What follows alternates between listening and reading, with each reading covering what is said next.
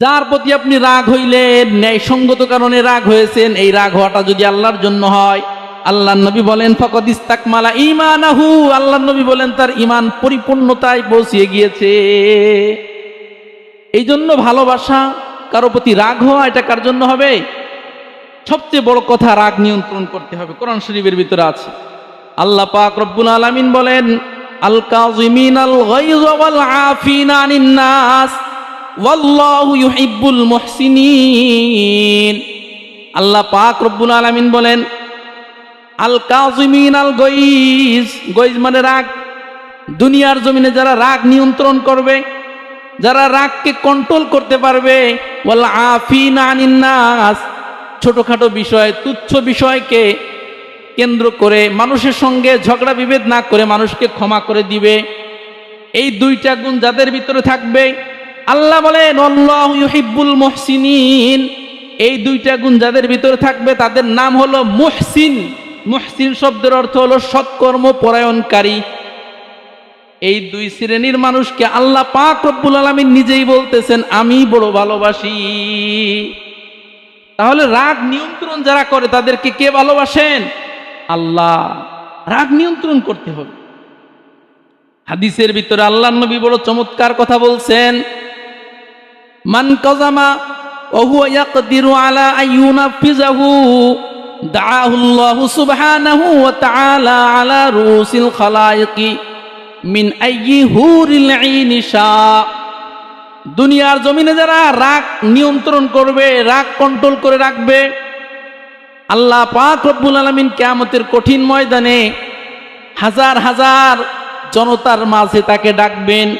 ডেকে আল্লাহ তাআলা বলবেন, এই আমার বান্দা, দুনিয়ার জমিনে তুমি রাগ নিয়ন্ত্রণ করেছো, দুনিয়ার জমিনে তুমি রাগ কন্ট্রোল করতে পেরেছো, এই জন্য আমি রব্বুল আলামিন আজকে তোমাকে একটা বিশেষ পুরস্কার দান করব। আজকের পুরস্কার হলো আমি আল্লাহ পাক রব্বুল আলামিন জান্নাতি হুরদের সঙ্গে তোমার বিয়ের ব্যবস্থা করে দিব। সুবহানাল্লাহ।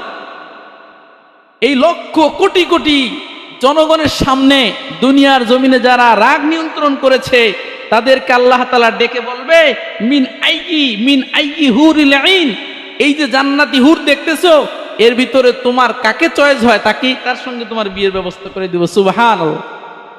এই জন্য রাগ নিয়ন্ত্রণ করতে পারবো তো ভাজন? রাগ নিয়ন্ত্রণ করার কিছু পদ্ধতি আছে।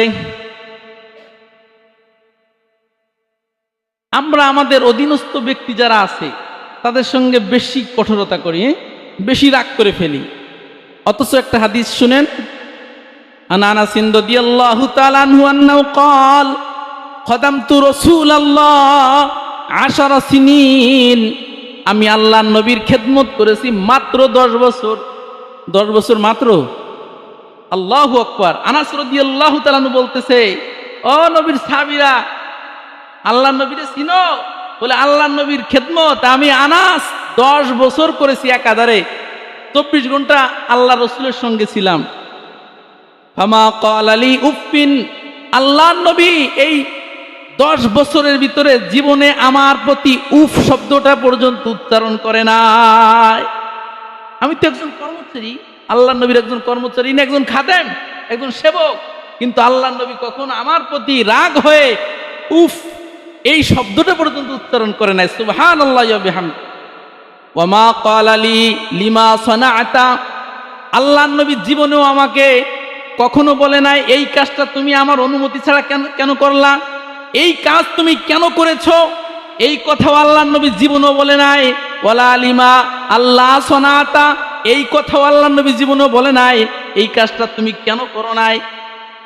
সাধারণ কথা, আল্লাহর নবী জীবনে আমার প্রতি রাগ হইয়া কোনো কাজের ব্যাপারে কখনো বলে নাই যে এই কাজটা তুমি কেন করেছো অথবা এই কাজটা তুমি কেন করো নাই। এতটুকু রাগও আল্লাহর নবী 10 বছরে আমার সঙ্গে দেখান। এটাকে বলা হয় রাগ নিয়ন্ত্রণ। মানুষকে তো বুঝিয়ে বলা যায় না? আপনি যাকে রাগ করে বলতেছেন ওই কথাটা রাগ না করে আরো সুন্দর ভাষায় কিন্তু মার্জিত ভাষায় বলা যায়। বরং রাগ করে একজন মানুষকে মানুষের থেকে যতটুকু আদায় করা যায় তার চেয়ে বেশি আদায় করা যায় ভালো ব্যবহারের মাধ্যমে, সুন্দর ব্যবহারের মাধ্যমে। পারিবারিক জীবনে আমরা অনেক সময় স্ত্রীর প্রতি অনেক বেশি রাগ হয়ে যাই, তার ছোটখাটো বিষয় অনেক রাগ করি। এখানে শরীয়তের কিছু বিধান আছে যে স্ত্রীকে প্রথমে তো বুঝাইতে হবে, প্রথমেই রাগ হওয়া যাবে না।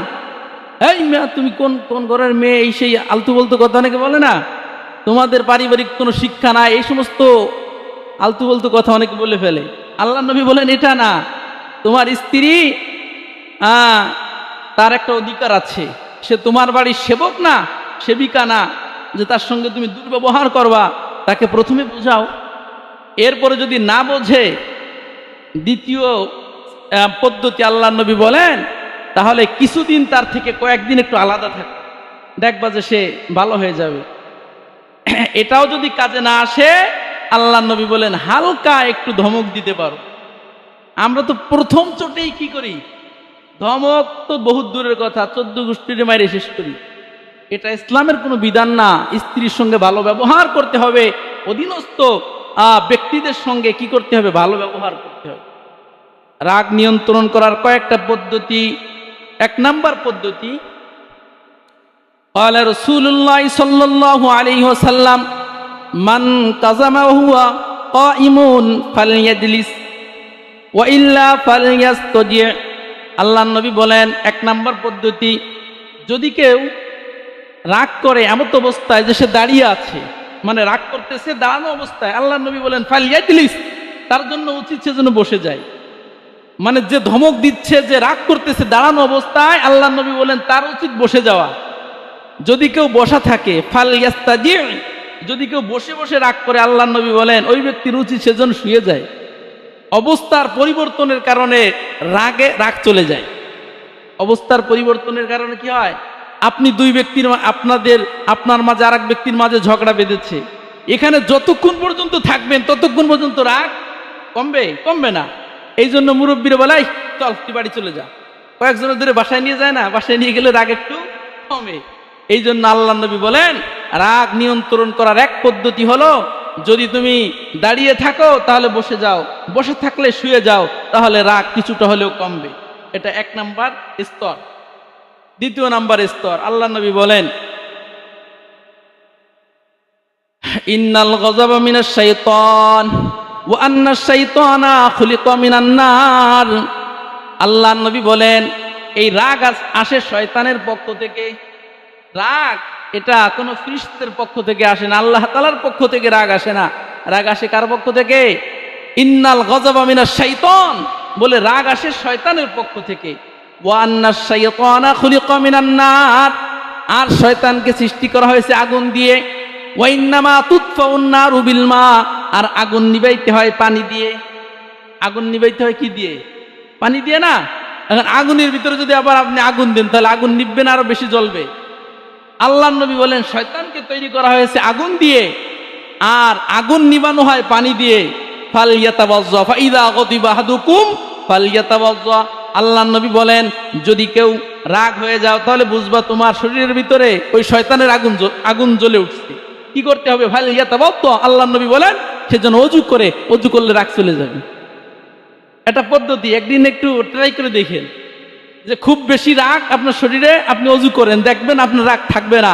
আল্লাহর নবীর কথা, সুবহানাল্লাহ। একটু ট্রাই করে দেখেন। আর একটা পদ্ধতি আছে, সেটা হলো ওয়া ইম্মা ইয়ানজাগান্নাকা নাজগুম মিনাশ শাইতানি ফাস্তাঈদ বিল্লাহ। 3 নাম্বার পদ্ধতি, আল্লাহ তাআলা বলেন যদি কারো শরীরের ভিতরে প্রচুর পরিমাণ রাগ চলে আসে সেজন্য আউযু বিল্লাহি মিনাশ শাইতানির রাজিম পাঠ করে। যদি রাগ আসে তাহলে কি পড়তে হবে? আউযু বিল্লাহ। আমরা আউযু বিল্লাহ পড়ি না? আউযু বিল্লাহি মিনাশ শাইতানির রাজিম, হে রব্বে কারীম আমি আপনার কাছে বিতাড়িত শয়তান থেকে আশ্রয় প্রার্থনা করছি। একটু আগেই বলে আসলাম রাগ আসে কার পক্ষ থেকে? শয়তানের পক্ষ থেকে। তাহলে যদি আউযু বিল্লাহ পড়ি তার মানে হলো আল্লাহ এই বিতাড়িত শয়তান, ওর থেকে আপনার কাছে কি চাই? পানা চাই, আশ্রয় প্রার্থনা করি, তাহলে রাগ কমে যাবে। 4 নাম্বার পদ্ধতি হলো মনে রাখতে হবে যে রাগ করা এটা সম্ভ্রান্ত কোনো মানুষের পরিচয় না। মর্যাদাবান কোনো জ্ঞানী গুণী কোনো মর্যাদা ব্যক্তি, মর্যাদা সম্পূর্ণ কোনো ব্যক্তির বৈশিষ্ট্য রাগ হওয়া না। এটা মনে রাখতে হবে, সবসময় চিন্তা করবেন আমি যে রাগ হচ্ছি, এই রাগ হওয়া এটা কি কোনো ভদ্র মানুষের পরিচয়? এইটা ফিকির করবেন, তাহলে দেখবেন যে রাগ কমে যাবে। যেমন হাদিসের ভিতরে আছে, আল্লাহ নবী সাল্লাল্লাহু আলাইহি ওয়াসাল্লাম একদিন আবু বকর সিদ্দিক রাদিয়াল্লাহু তাআলা আনহুকে ডাকলেন, আবু বকর আমার কাছে আসেন। আবু বকর সিদ্দিক রাদিয়াল্লাহু তাআলা আনহু মূলত তার এক গোলামের প্রতি রাগ হয়েছিলেন। তো আল্লাহ নবী বললেন, লাআনিনা ওয়া সিদ্দিকিনা ওয়াল্লাহি লাল কাবা, হে আবু বকর, তোমার নাম সিদ্দিক, আর যেই ব্যক্তির নাম সিদ্দিক ওই ব্যক্তি কখনো গোলামের প্রতি রাগ হতে পারে না। সুবহানাল্লাহ, নাম রেখেছো সিদ্দিক, হ্যাঁ, আবার রাগ হবা না, তা হওয়া যাবে না। কারণ এখানে আল্লাহ নবী বুঝাইতে চাচ্ছে সিদ্দিক মানে মহাসত্যবাদী। তো মহাসত্যবাদী একটা ভালো একটা উপাধি না, সম্মানিত একজন ব্যক্তি। তো আল্লাহ নবী বুঝাইতে চাইলেন যে সম্মানিত ব্যক্তি, ভদ্র মানুষ কখনো রাগ ওইভাবে বেশি রাগ হয় না, রাগ হলেও রাগকে কি করে নিয়ন্ত্রণ করতে পারে, কন্ট্রোল করতে পারে। আর 5 নাম্বার পদ্ধতি হলো, মনে রাখতে হবে আমি যে রাগ করতেছি, হ্যাঁ, আমি যে আল্লাহ তাআলার সৃষ্টিকুলের উপরে রাগ করতেছি, আমার প্রতি যদি আমার রব যদি রাগ হয়ে যায় তাহলে পরিস্থিতি কেমন হবে? আমি যে রাগ করতেছি, আমার যে আল্লাহ তাআলা তৈরি করছেন, হ্যাঁ, ওই আল্লাহ তাআলা যদি আমার প্রতি রাগ হয়ে যায় তাহলে আমার পরিস্থিতি কি হবে? এই চিন্তা করলে তখন রাগ আসবে না। যে আল্লাহ পাক রব্বুল আলামিনের যেই সৃষ্টিকুলের প্রতি, যেই মানুষের প্রতি আমি রাগ হচ্ছি, সেও তো আল্লাহর সৃষ্টি, আমিও আল্লাহর সৃষ্টি। তো আমি আল্লাহর সৃষ্টি হয়ে অন্য একটা সৃষ্টিকুলের প্রতি আমি কেমনে রাগ হই যদি আল্লাহ তাআলা আমার প্রতি রাগ হয়ে যায়? এই চিন্তা যদি থাকে তাহলে আর রাগ, ইন্নাল্লাহা কানা আলিয়ান কাবীরা, আল্লাহ বলেন দুনিয়ার জমিনে আমি সবচেয়ে বড়, আমার চেয়ে বড় কেউ নাই। অতএব তুমি সাধারণ, অন্য সৃষ্টিকুল তারাও সাধারণ, তুমি অন্য কোন সৃষ্টিকুলের প্রতি কখনো গোসা হতে পারো না, রাগ হতে পারো না। এই জন্য আল্লাহ তাআলা বলেন, আহসিন কামা আহসানাল্লাহু ইলাইকুম, যে সৃষ্টিকুলের প্রতি দয়া করো, ইহসান করো, যেমন ইহসান আল্লাহ তাআলা তোমার প্রতি করেছে। আল্লাহর প্রতি ইহসান আমাদের আছে না? এই জন্য চিন্তা করতে হবে, হায়রে আমি ওই মানুষটার প্রতি একটু ইহসান করি, দয়া করি, কারণ আল্লাহ তাআলার তো হাজারো কোটি দয়া আমার প্রতি আছে না? তাহলে আল্লাহর দয়া যদি আমার প্রতি থাকে তাহলে আমি কি একজন মানুষের প্রতি দয়া করতে পারি না? একজন মানুষের প্রতি কি আমি ইহসান করতে পারি না? আল্লাহু আকবার। এই জন্য আল্লাহ নবী বলছেন, ইরহাম মান ফিল আরদি ইয়ারহামুকুম মান ফিস সামা। আল্লাহ নবী বলেন দুনিয়ার জমিনে যারা আছে তাদের প্রতি দয়া করো, আল্লাহ পাক রব্বুল আলামিন তোমার প্রতি দয়া করবেন। আল্লাহ নবী বলছে ইরহাম মান ফিল আরদ, জমিনে যারা আছে, মানুষ আছে, সাধারণ মানুষ, তাদের প্রতি দয়া করো, আল্লাহ পাক রব্বুল আলামিন তোমার প্রতি দয়া করবেন। সম্মানিত হাজিরিন, এজন্য আমরা রাগ নিয়ন্ত্রণ সম্পর্কে কিছু কথা বললাম। যদিও সাবজেক্টটা আপনাদের কাছে খুবই ছোট, এই ছোট সাবজেক্টের ভিতরে বিশাল বড় বড় ইতিহাস আছে। এই রাগের ভিতরে বহুত কিছু আছে। এই রাগকে কেন্দ্র করে দুনিয়ার জমিনে যত অঘটন ঘটে সব এই রাগকে কেন্দ্র করে। এই জন্য রাগকে আমরা ছোট মনে করব না, এটা অনেক বড় জিনিস। কিন্তু আমরা রাগ হওয়ার চেষ্টা করব না। যদি কোনো কারণবশত রাগ আমাদের শরীরে চলে আসে তাহলে রাগ কি করতে হবে? নিয়ন্ত্রণ করতে হবে। এটা হচ্ছে আল্লাহ তাআলার প্রিয় বান্দাদের বৈশিষ্ট্য। আল্লাহ পাক রব্বুল আলামিন আমাদের সকলকে কোরআন ও হাদিসের কথা বুঝে এবং সে অনুযায়ী আমল করে চলার তৌফিক দান করেন। ওয়া আখিরি দাওয়ানা আলহামদুলিল্লাহি রাব্বিল আলামিন।